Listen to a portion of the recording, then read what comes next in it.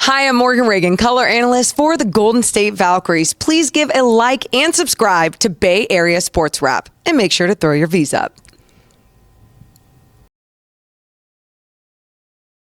You guys miss me? Huh? Yeah, did you guys miss me? What have you guys been doing? Yes, yeah. Sleeping. Yeah.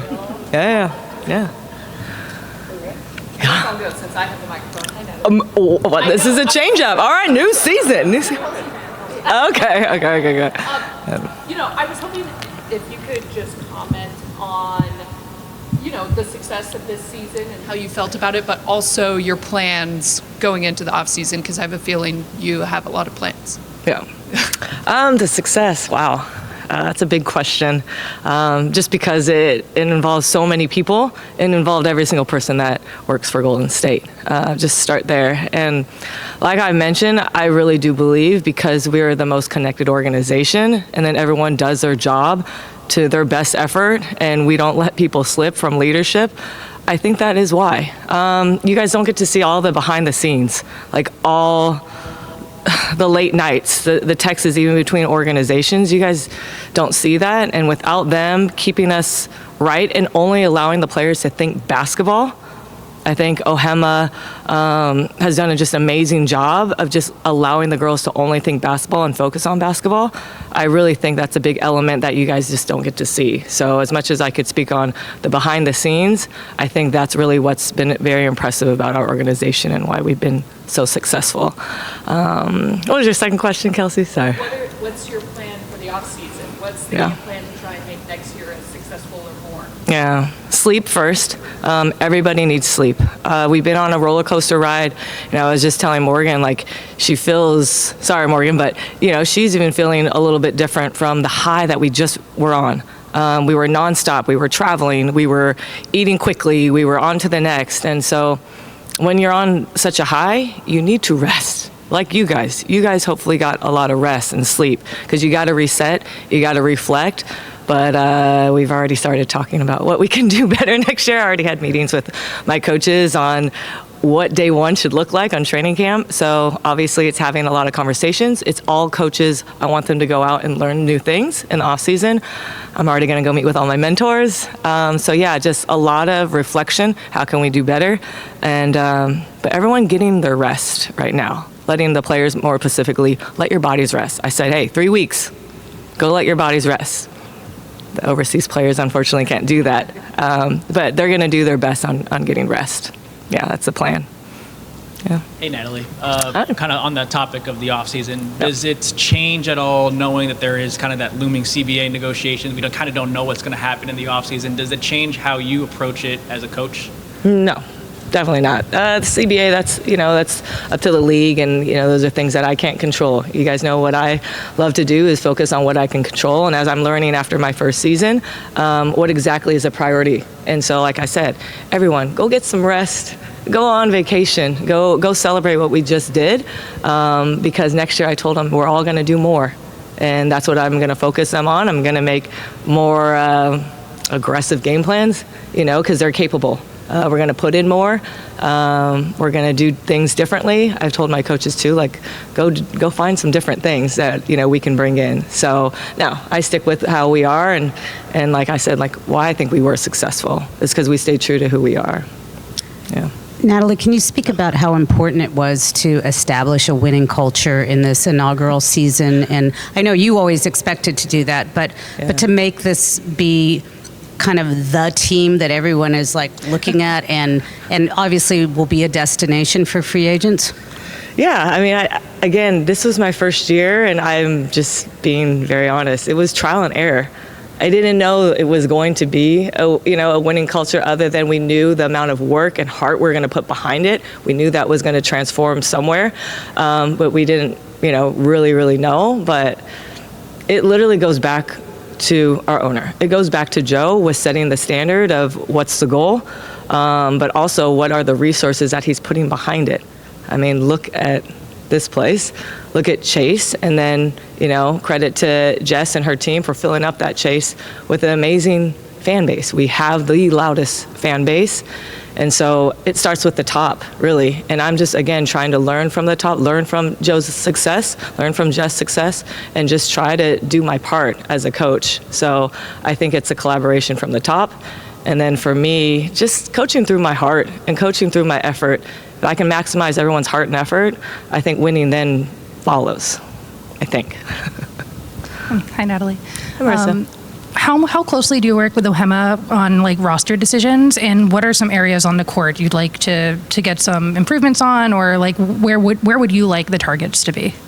Yeah, closely. I mean, obviously, from day one when Ohemaa hired me, we talked about what do we want, and we did not budge. High character is the priority. And we didn't miss, as you guys see, and you guys listen to our players even after the game. I mean, the gratefulness, the gratitude, the reflection on, yeah, we lost, but the smiles on their faces, like I couldn't have been any more proud. And so, again, me and Ohemaa, we don't miss on high character, because again, like you're trying to win as a team, you're trying to be the most connected team, and that's usually when you see success. The only way you get success and connectivity is when you give yourself up, right? A lot of players gave a lot of shots up to the new player that stepped in. And so that, again, like, is high character. What we need to do next year, a lot of things, I think. Again, reflection from myself. I have to be better. I have to be better in game. I have to be better in the playoffs. So I start with myself first. And then, you know, as I break down things with the staff and with the players, that'll be next. But right now I'm really focused on me. I'm the head coach. I was the one who was coaching, so I gotta reflect first. Yeah, thanks. Hey, Natalie. Hi. Obviously, like, it might be really hard to keep this group together just with everyone's success going off to different places. Vanya's with Portland now. Yeah. Have you had a chance to sort of reflect with you and the group, like have had a chance to reflect about all the success of the season and all the things you were able to accomplish? Yeah, I have, and I think I reflected it actually right after that last buzzer, because the moment I saw Chechi crying just because she put so much on her last shot, and you see the players embrace her right away. Like, that's why they ran to her. That's why I wanted to run with her. And then you got to look up and you see everybody standing, 18,000 fans standing. After a loss, some fans would boo, but that's not Valhalla. They supported us. They were our sixth man, and so the reflection for me has been proud, and the fact that I built a new family here. After, I'm not going to say exactly what I told every player, but I did hug them in the locker room, and I sat with them for a couple minutes on why I love them, why I'm so proud of them. And this is just kind of a life thing for me is, I lost people, and what I've learned from myself too, because I didn't grow up saying I love you a lot. It's Japanese culture. So I was told, don't miss a moment when you get a chance to say I love you. Don't miss it. So even now, guys, if your parents are still living or you have loved ones, just never miss a day. The next day is never promised, and that's the most thing that I'm proud of is I get to share that love that is kind of burning inside me to give to the players, because I knew in that moment I wasn't going to see them, as a connected group, because everyone had to go off into their own ways. And so I knew right away, the NBA is like that too, you just disperse. You don't see them for the next 3 months. So that's why I hugged them really tight, and I just said, I love you and I'm proud of you. And I didn't want to miss that moment to let them know. Yeah. God, I'm getting teary-eyed. God damn it, you guys. Oh, yeah. Hi, Natalie. This obviously is a team built through the expansion draft. You got to kind of hand select your players, and now 2 more teams coming into the league get to do that. How does that impact kind of your approach, or does that affect you guys at all in the offseason, knowing that that's coming up? Yeah, but we don't know the rules yet, though. So we're just waiting for the rules. So there could be a chance where we don't. Again, so I don't know. So we're just waiting, and then from that point, we'll make decisions. We'll be prepared for anything. That's kind of what we did when we first got together. Me, Ohemaa, and Vanya, we got together, and we were just prepared for any scenario of what could happen. And so that's going to be, again, we get to take a break first, and then we'll be more collaborative on what our thoughts and what's our roster going to look like. But as of now, yeah, it's just we're still uncertain right now. Yep. Hi, Natalie. Hi. Are you willing to share maybe some of the special messages you've had since the game, since your awards, since the season ended? Yeah. I'm sure there have been some nice notes. And are you someone who just makes sure you reply to each one? I'm sure there are probably hundreds to follow up on. Have you heard from some dear people in your life? Oh yeah, everyone texts me. So again, everyone being patient that I didn't hit everyone back yet. It's a lot. It's a lot. It's overwhelming. And for me, if you guys know me, like, I get overwhelmed very easily, especially talking to you guys. Like, it's overwhelming and my heart's like pounding. And so when I did get that, and it makes me feel uncomfortable too, like being told congratulations, it's still very awkward to hear COI. And I'm like, what's COI? It's awkward.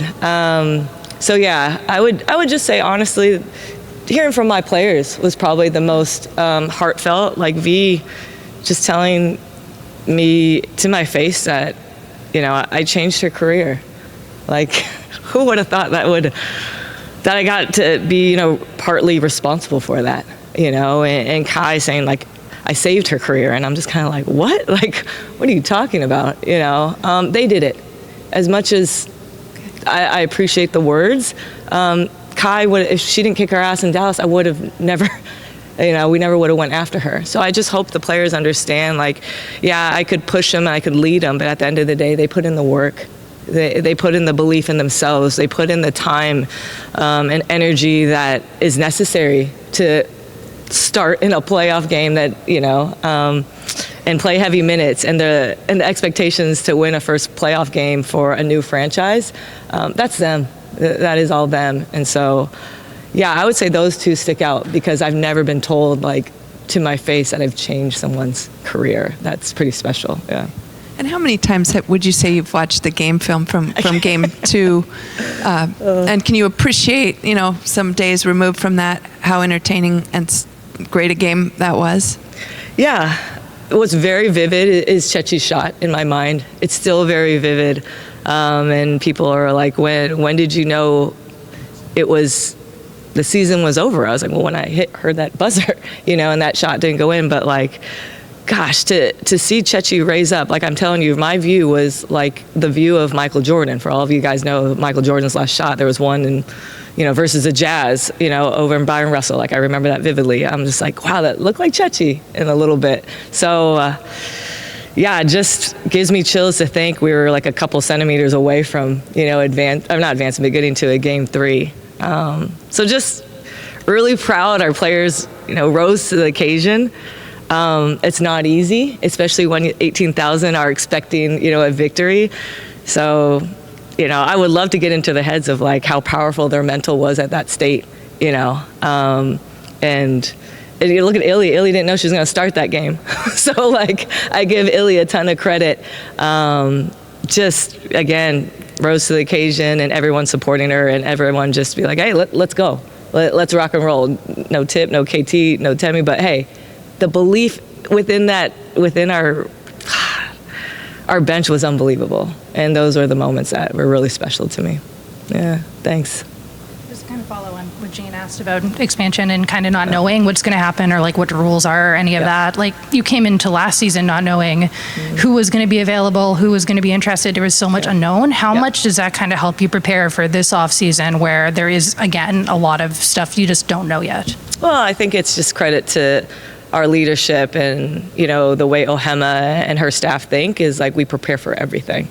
So it's really onus of, like, our sickness of preparation, our obsessiveness with details and intel and film that we could watch to prepare. It's really kind of goes to our level of preparation. We try not to miss a beat, and I think that's, regardless of what comes at us, I think we're going to be as prepared as possible. Yeah. Coach, you mentioned going to visit some of your mentors in the WNBA offseason. Do you have any plans to go watch some of your players overseas? I know it can't be easy to coordinate schedules, that kind of thing, but. Yeah, that's going to be on Joe's budget right there. No. So, Joe, if you want me to get now. Well, obviously we're going to be watching them, but I hope that'd be great.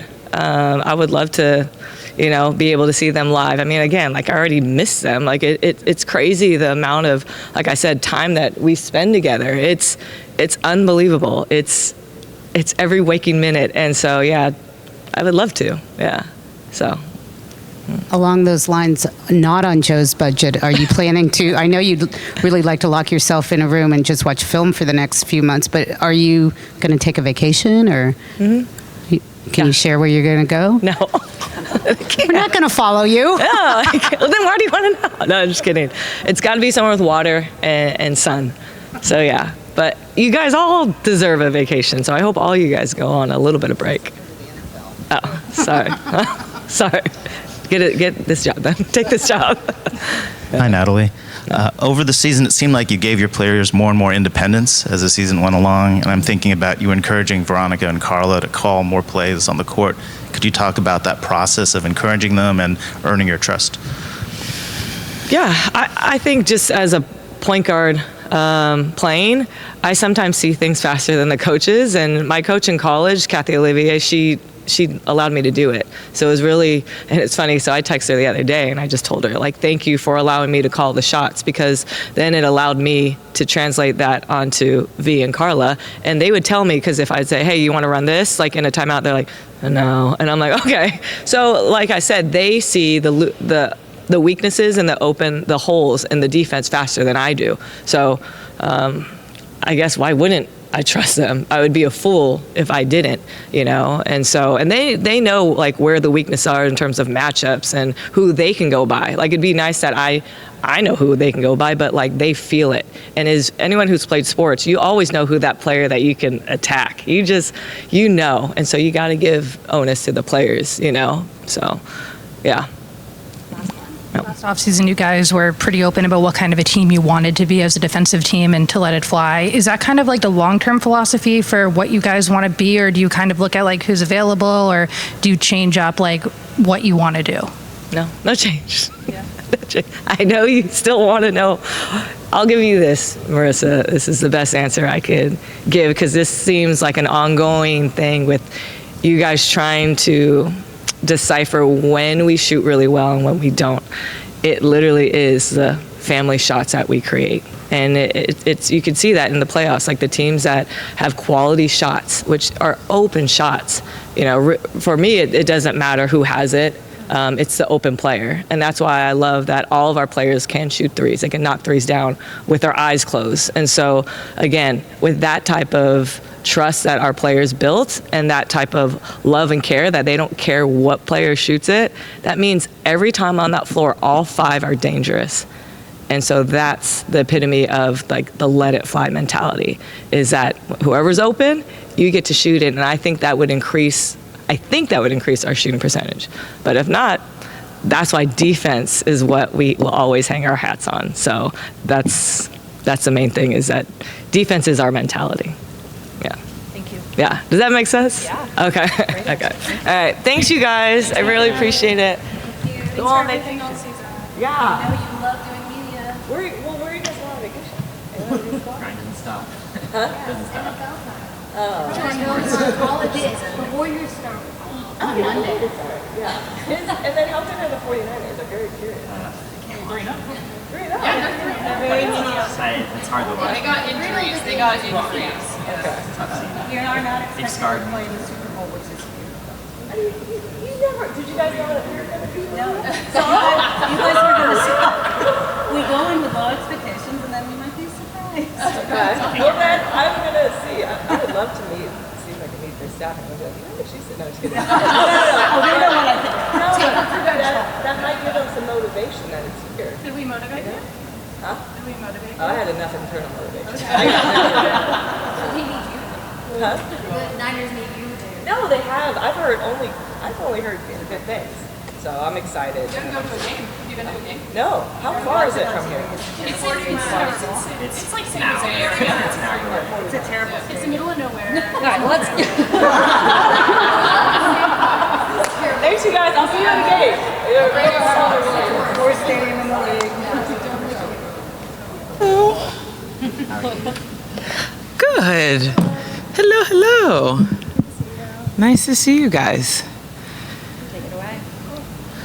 Well, let's start off with what are kind of your biggest goals this offseason? What would you like to accomplish, kind of knowing that there's a lot of unknown ahead between CBA expansion and all that? Like, do you have like a set philosophy that you want to accomplish regardless?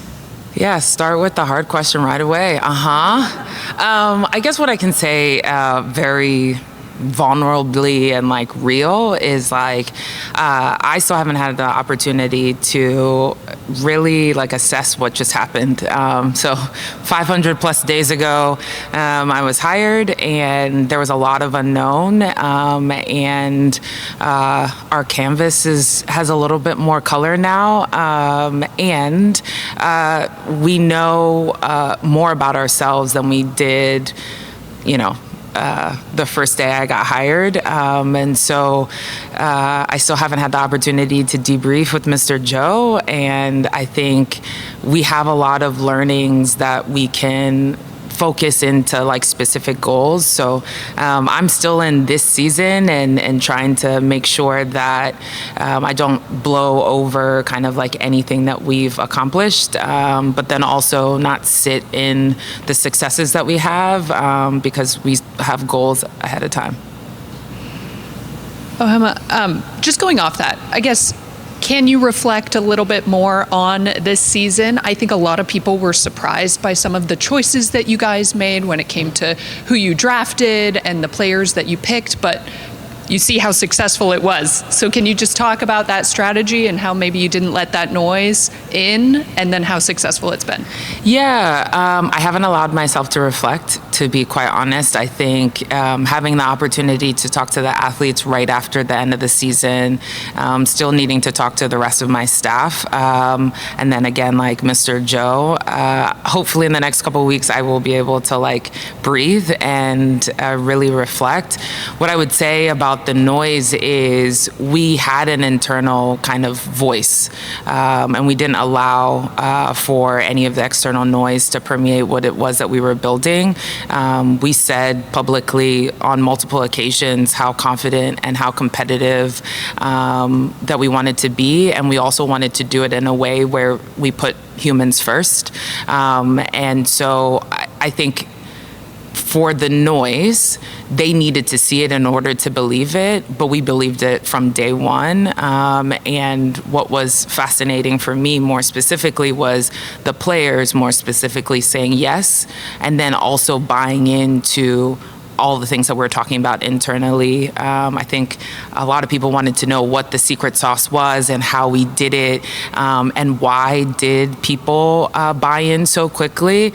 Clearly would never share that, and I'm very grateful. That's like the biggest reflection, is like to have so many people come from all different walks of life, all different experiences in the pro game, to say yes to this and say yes in the biggest way, to stretch themselves, to sacrifice a lot of the things they thought potentially could happen, and then say yes to what it was that we wanted to do collectively, and they did it in the best way possible.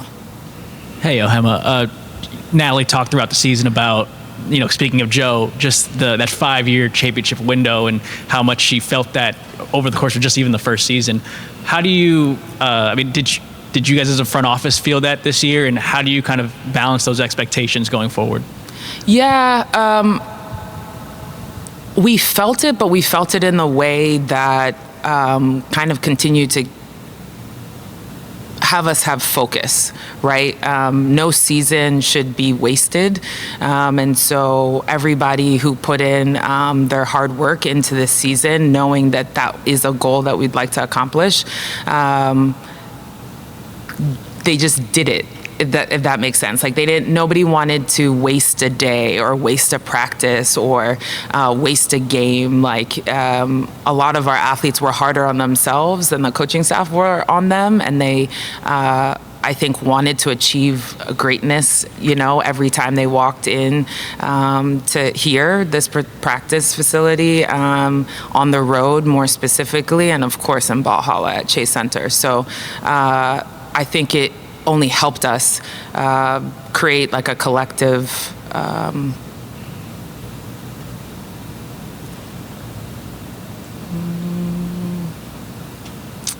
like rallying cry to do something different. Going back to like, being human first when you interact with players, obviously there were like some tough decisions that had to be made here and there throughout the season. How did you kind of balance like the human side with the business and all of that? Yeah, that's exactly what I want to focus on. I knew that I would have to make a lot of tough decisions. I didn't know how many tough decisions I was going to have to make, and really wanted to be thoughtful about how I set the scene as to what these athletes would be doing if they were going to be here for a long term or they're only going to be here for a 7-day, right? Like, and being really open and honest and saying, I don't have the answers to the question, and please continue to ask the question because I want to make sure that you don't think that we're taking your talents for granted. I, in my first interview, with Mr. Joe, asked him a question about like, so how do you build this legacy at Golden State? And his response to me was, I hired good people. And that gave me the permission to take on this role more specifically, but also gave me the, calm to know that he would trust the human aspects of being a professional athlete, being a professional staff member within this league and within this organization, and that all of the decisions that were made were my decisions, but were decisions that, he helped guided across the entire season. So I would say, to answer your question more specifically, it was really hard because each of the athletes that came in, whether they ended the season with us or started the season with us, they're people. They have, communities that they are a part of, and they have families and they have friends. And I knew the weight of a decision one way or the other, and I wanted to make sure that internally it wouldn't shake the core of who we were. And hearing the feedback from the athletes, we brought in really great athletes, more specifically, that understood their role on the team, both on and off the court. How important was it to establish a winning culture this year and make the Valkyries be a destination, especially with what's coming up with free agency? Yeah, I think it was important to establish a culture, and then what that then became has everything to do with the people on the inside that created it. And what we said was competitive, and what it became was winning, right? Like, we wanted to make sure that whatever goals that we had didn't put anybody in a box or tried to kind of create a story that they would then have to fill out. Everybody had their own unique fingerprint on this experience and this journey. And I think that now we have a little bit more of an understanding as to what Valkyries basketball is. I think led by Coach Natalie and her coaching staff, my performance team, Lorena Torres, and then the ops, and everybody like genuinely helped make what Valkyries basketball is, and what everybody has consumed to be what it was. Hi, Ohemaa over here. I know you said you're kind of still reflecting on this season and the mode of assessing this season, but upcoming, over 2/3 of the league will be on the market in free agency. So I just wanted to ask, for you, do you feel like adding an immediate impact player through free agency is something that you would make part of your plan going forward, or are you more focused on returning this roster and building that way? Yeah, it's a good question. It's one of the questions that's at the top of my list to try to evaluate and come to an agreement. I think what I can say is we want great humans. So depending on like what your skill sets are on the court, how the athletes felt after the end of the season, that's something that you can't recreate. And so it's really making sure that we put the athletic ability of a person and who they are and what they would mean to this community. The fan base has completely absorbed each of the athletes so much that I don't want to mess with that, and yes, we need to continue to win basketball games. So like the balance of that, what does that look like? Who does that look like? Still hasn't been determined. Just kind of building on that, when you look at the success that you guys had this year as a defensive team, as a team that would let it fly, is when you go into the offseason and evaluate like who you might want to bring in and make those decisions, is that still the core of what you want to be? Yeah, I need to talk to Coach Natalie more about it, just to see. I would say what her and her staff did was, I don't think that every athlete that came through the door had that mentality, but they were able to have a player development model that then was able to have them be a part of our team, if that makes sense, from a tactical standpoint. So I think what I enjoyed watching, because I was at every practice and every meeting and kind of all the things, was just seeing how the players were trusted in the process and then worked towards something that they most likely wasn't part of their game and added to their game so that they were more complete players after they left here. And I think that speaks to not necessarily going to get somebody who currently does what we did this past season and plugging them in, but really being thoughtful about the ecosystem that we've created to see if they can be better or if what they already bring is enough for us to move forward. I'm curious. I know you said earlier that you would never share kind of the secret sauce strategy, which of course is understandable. But I think one big storyline this season, especially for the Valkyries, was international players, bringing in international players. We haven't seen that as much on other teams. And I'm just curious if you're worried now that maybe some of the players overseas that you were looking at and maybe bringing in years to come, that they might become more attractive to other teams, seeing the success that you guys had now, and kind of how you feel about that mark that you've made on the league in looking elsewhere outside the U.S. Yeah, I don't think that I'm worried. I think that the globalization of the sport is important, right? In general, I think more specifically, we did what was needed to be done in year one based off of what was given to us, right? And the athletes that we got from the international arena were the exact athletes that we needed in year one. And so I don't think that what we created internally can be replicated, if that makes sense. And so what I would say is I would be overjoyed to have more athletes from the international landscape come into the WNBA, because they do have things that they can bring to this game to just make it more full, more exciting, etc. And we should just all be really thoughtful about just like the narrative of the internationals versus the domestic athletes, and really just look at the type of human and the type of athlete that each team will bring in moving forward. Hi, Ohemaa. Natalie shared how a couple of players thanked her for saving their career or making their career, start getting it going. How do you sort of look at how she grew into her role every day and doing it her way? She said, swearing and fiery, and but also this taking family shots and some of her unique ways of doing it. Yeah,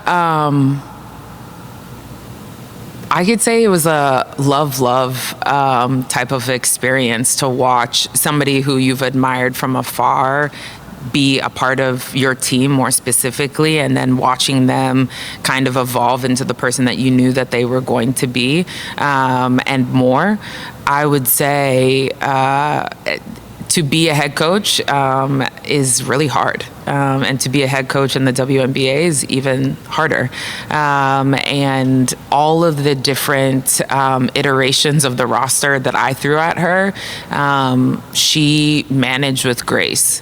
And because she was her authentic self from day one, the athletes were able to trust in the process and be willing to listen to all the things that she had to say. She also had moments of vulnerability behind closed doors with them that I think also endeared them to her being a human. And she was always the first one to say when she didn't do right by them in whatever category, she would be the first person to like own up to it, which then let the athletes know that they can be held accountable by her, but they can also hold themselves accountable. I think that she was fantastic. What I can also say is like it was really hard.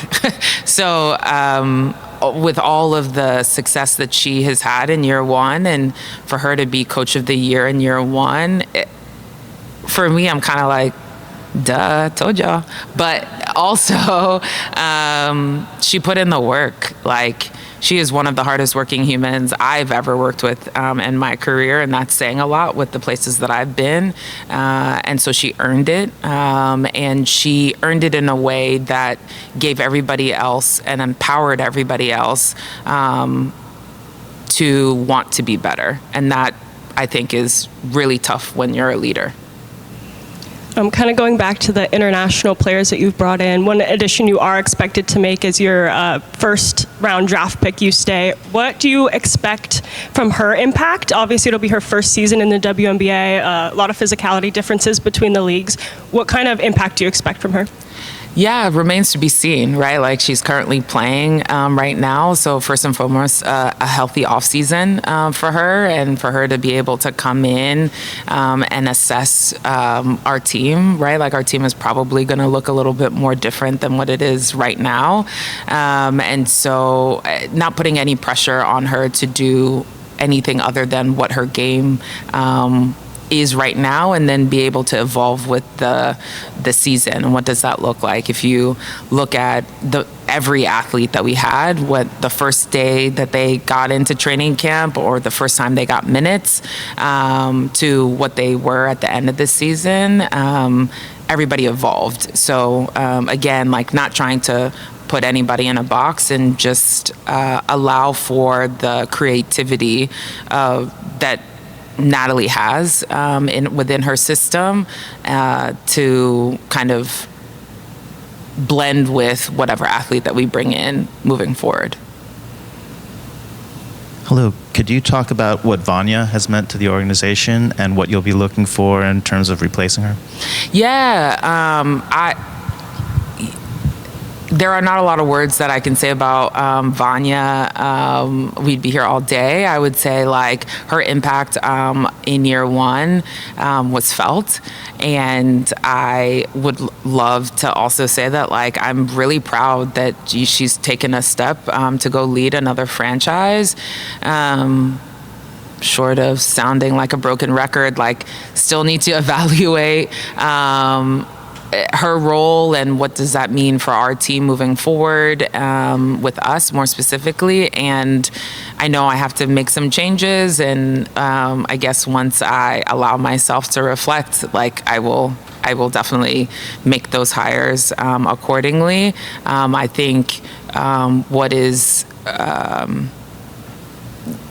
I'd love to be, like, very thoughtful about is, like, the people that helped get us to where we were this year all need to take a beat. The last person was hired a week before training camp and have been going ever since. And so just allowing people to reflect when they can, and then being able to come up with a plan for next season shortly thereafter. Last one. Before the draft, you were way back, a long time ago now, you said that you weren't really worried about a face of the franchise yet and someone would emerge. And obviously this year, like KT emerged, Veronica emerged. But how do you just kind of feel about that concept heading into the offseason where I think Jane mentioned like 2/3 of the league are a free agent? Like, do you think about something like a face of the franchise going into year 2? Yeah, I don't think about the face of a franchise because I think what Valkyries basketball has meant is that on any given night, with any given roster, we can win basketball games, and the humility and the drive to win wasn't held in any one person, which I think is a testament to the type of culture that Coach Natalie and the rest of the staff built. So it's, again, like Valkyries basketball isn't just in one human, and I think that's the type of philosophy that we're going to go with moving forward, because injuries are inevitable, right? Like the season being what it was, you have to always be ready for the unknown.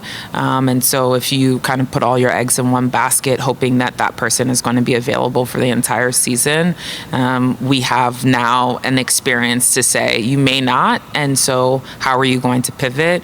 And the problem solving and keeping the human first, I think, and team first mentality is exactly what we would like to continue to do. Thank you. Thanks, friend. Thanks for everything all season. Put me in. Yeah, that's right. Hi. How's it going? Good. Good to see you. Good to see you guys. I know, I feel like it's been a long time already. We've all been together basically every day for the last 6 months. Yeah, truly. Yeah, just kind of how have expectations changed going into this offseason? I feel like going into last offseason, like no one knew what to expect, but now you guys were a playoff team. Does that move the goalpost at all for like what you're looking for from this organization next year, or like what's kind of the thought on that?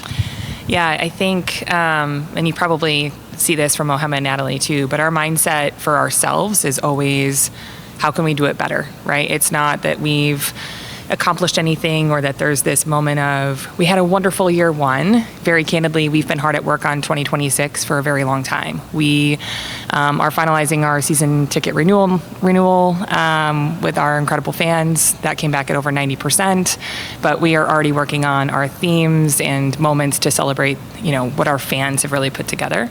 But the goalposts, you know, there's a lot out there with the numbers of the success that this team has had, and that matters, but we're not satisfied with that. Right? For us, you know, Peter Guber puts it best, and we think about it all the time of, this is the beginning of the beginning, right? This isn't a movie premiere. This is a team that will be here forever and build legacy and to be a part of this great league. And so for us, we're constantly thinking of the things we did well, but that we think we can make better, and the things that we haven't done yet that we want to, and maybe we have some bandwidth to think about that. Hey, Jess. I'm just curious. Would you say flattering or frustrating that multiple of your front office staff have been poached by other expansion teams? You know, that kind of says that what you guys have done is a success, but then does it make it harder going into year 2, trying to get new people in? I mean, from my seat, from the business seat, it doesn't. You know, I think that, you know, I think you're probably referencing Kimberly Veal for us, who was a great person coming from the Warriors from 6 years, background in the W for 6 years before that. She helped us build and put together a really valuable team. And she made a decision that was best for herself. And, you know, we wish her all the best in continuing to grow this league, which is really important. But it also allows us to take a look at what else we need going into year 2, 3, 4. So for us, you know, it's about her, not necessarily us, I think, in the work that she's accomplished. And hiring will be a big piece of, I think, everybody's strategy moving into year 2 is expected, and that just adds a layer to that for sure. Hey, Jess, earlier this year, Joe Lacob talked about how, like, his expectation was like, can we fill the lower bowl at Chase Center? And then he was kind of surprised opening night that the whole stadium was packed out, and it continued that way. How do you just kind of build on creating that fan base going into year 2? And were you surprised that the fan base kind of evolved so quickly? I was not surprised that we are selling out Chase Center and the fan base came together. I knew that if we did what we knew we were capable of, that's exactly what the outcome would be. I think the behind closed doors, that doesn't take away the work that you have to do to get there. You can have the great ideas, you can know what you have to do, but you have to invest in it and then also work relentlessly to do that, and took the fans picking up what we were putting down and are listening to them too, I think, to make that happen. But if you were a part of my very first day at Golden State, before people knew I was announced before that press conference, we were set up in Chase Center, and I was in the Chase Club, and the employees were there, and if there's a video that just says it's not okay to sell 10,000 tickets, we need to be selling more. And I think that's been the expectation, because that's what these great athletes deserve, but that's also who the Bay Area is. So for us, our organization began by listening to the fans. The Valkyries name comes from the fact that it was out there because the fans voted on that. And I think for us to continue to grow, we have to keep listening, right? We shouldn't be a small group of people in a room making decisions for the continual evolution of who the Valkyries are. We need to make sure that we are, my favorite thing to do on game days is to walk around and to talk to different fans sitting in different areas, understand why they're there. We have a floor seat holder that traveled up from Fresno for almost every single game, right? Those stories matter, but I think it also helps us understand and guide the decisions that we're making internally about what they want from us and where they want to see us show up. In that similar vein, it seemed like the live events at the stadium, like just sort of like there were things that you guys kept, but also added to, like the Go Valks chant, I think was one of those things. Go Valks. Yeah. How did you guys sort of like manage, like, taking the things you prep for and also, adapting to the fans and everything? Yeah, we have a really talented game entertainment team, and we spent a lot of time on that heading into the season. The open video, really setting the tone, Valhalla being something that we knew we wanted to build, but that you can't just build something and not expect that it needs to be like cohesive between the environment that's in there. We learned a ton on that preseason game. We were testing some different things, and what we learned is basically any recall that the fans were open to it, right? And also guiding it in their own way. The Goal Valks came from our players, and I think that's what's really beautiful about it. All of us have watched, me just as much as the fans, the relationship between the players and the fans unfold this year, and the fact that they picked up what our players do pregame on camera, not necessarily in venue, and then made that a venue moment, I think is the best part about in-game entertainment, is when all of that comes together at the right time. Just like the wave, we're not prompting the wave, but our fans are, and it's fun, and I think that's what you find with Valhalla, is that no matter what the energy is, the fans feel that energy, right? So the lulls that you may have of waiting for a play to get called and other things, the party doesn't stop in Valhalla. Jess, it was clear as the season progressed that everyone coming in was just kind of like, what's happening here? All the opposition. How important is it to create that environment, that winning culture, that kind of like, oh my gosh, destination, especially since it's coming up with the CBA and everything? Yeah, for us, what I shared with our roster and Natalie and Ohemaa for the business team, it's our job to give the best home court advantage that you've ever seen. That was the brief in front of us, to make sure that when they walked through those doors, they knew that our fan base and how we curated this community would be supporting them in the way that you saw happen. So I think, when Ohemaa and Natalie think about that and they hear the players talk about that experience, I think that probably speaks best versus me kind of noting on it. But it's all important. It all fits together, and I think while we've built a Bay Area opportunity here in what we've created on our game days, I think it's also important to note that we have fans across the U.S. If you attended, you were on the road with us, which was so appreciated. There's Valkyries fans in every single market. When we launched our brand on opening day of 2024, we sold merchandise in 70 countries in all 50 states too. And I think that type of following for what we've created and people connecting to our brand can't be minimized when you think of the fact that they're also connecting with our players through our brand in that same way. And I think you saw that happen with our entire roster this year. I'm curious, just going off of that, how important is it to keep that momentum in the off season? And what are your plans? I know you kind of alluded there at the beginning that you guys are planning some fan events or something. Yes, we don't call it the off season. It's always, my husband, we were dating for the first year we were dating, I was working in baseball, and I was like, this is my busy season. It's in the season. And then the season ended. I said, well, this is my busy season because we're planning the entire season.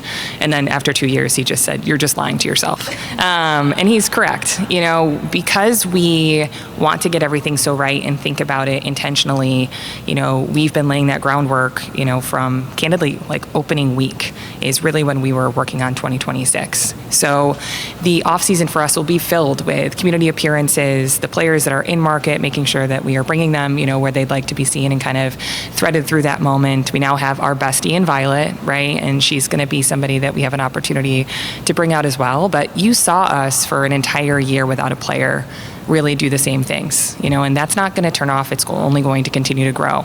We now have, you know, I think at the beginning of the season, we had around 50 full-time employees just on the business side, just for the Valkyries, not counting our shared service. We're hiring, you know, we'll have close to 70 full-time employees here in the next number of months. So showcasing the growth, but also showcasing for us the connection we want to keep making. One of the elements that I'm most proud of in Golden State in total is the rebrand to Golden State. While it seems subtle, I don't think you can take for granted the power that it shows to have Golden State Shop versus just Warriors Shop, Golden State Foundation versus just Warriors Foundation, but most importantly to me, the Golden State Sports Academy. That is, you know, where they had the most robust, you know, youth academy in the NBA. It's now branded for both of us. All the kids that participate get reversible jerseys for the Valkyries and the Warriors. So the community work for us is just starting. And, you know, we've built some great relationships and people that have helped us along the way. But as we can continue to make an impact, both for those that can attend our games and elsewhere, you know, we look forward to the fandom continuing to grow as well. Jess, perhaps there's not much you can say about this, or you're not the right person to ask, but I'm curious, with all the merchandise success you've had and all the fan support, selling out 23 games, including the playoffs, does that increase the likelihood, or have you guys had conversations about an alternate uniform for next year, a third uniform, maybe with a violet base? Is this the tease that we're all waiting for? Well, I can't answer any specifics about what the uniforms will look like moving into next year. It's going to be incredible. I think one of the things you've seen us do is work with intention, but also really think about the history of women's sports here in the Bay Area. And that's kind of all I'll say there. But we're really excited about what the uniforms and merchandise opportunities look like moving into 2026. Hi, Jess. You touched on the intro video a little bit, and I know people went crazy for the hype video. I wanted to hear a little bit, if you're able to share what drove that creative discussion and then kind of what you could bounce off of that for next year. Yeah. As we walked through the venue, and it was the same exercise as when we built the Valkyries brand, right? But when we walked through the venue, we thought, when you walk through these doors, when you're sitting in the bowl, what makes you know that you are in Valhalla, right? And for us, we had to make the decision of how far into the lore do we want to go? And we coupled that with having a brand new roster of players to play with, introducing candidly the WNBA to this region for the first time for many. Many times that's their first WNBA experience. And really setting a definitive tone of this is Valhalla. And we felt like our intro video was our best opportunity to do that. But how do we make it authentically Bay Area, right? So after that video plays and everyone's hyped on seeing that you know, you hear the drop of Too Short and the dance team to come out, right? So for us, it's about always marrying those two things and making it, you know, reflective of the vibe of the entire Bay Area, which is innovative, is where anything's possible, you know, feels magical in so many different ways. And that's what we wanted Valhalla to feel like and to inspire the people next to us. And I think the feedback's been tremendous, you know, but for us, a lot of that work will get done in the next number of months as we think through what are our uniforms for next year? What does 2026 look and feel like? What is this next progression? You know, we still have that chip on our shoulder. We are not satisfied with anything that we've already completed. And I think our fans aren't either, right? They are getting recognized for the environment that they created, but how do we feed them more and make that even more incredible next year?